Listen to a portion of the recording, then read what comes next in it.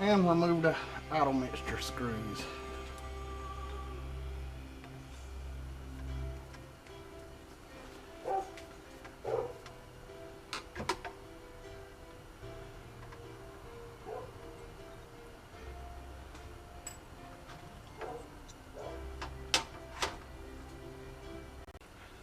Okay,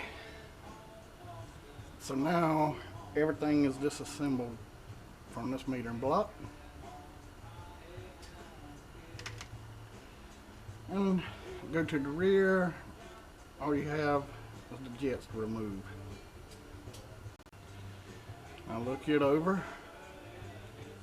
It's completely disassembled. Got to remove some gasket, but it'll be during the cleanup. I forgot to show you this earlier. This is a little thing I made up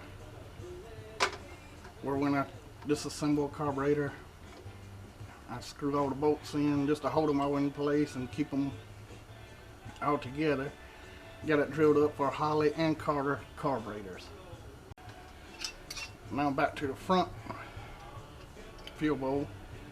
And yeah, you can see that the accelerator pump on this one is working, but it's going to be changed out. So next thing I'm going to do, take the accelerator pump housing off.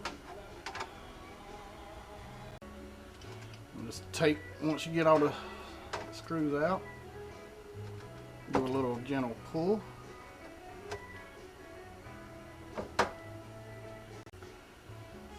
And this out.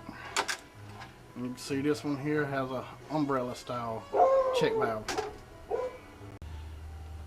Now remove the needle and seat.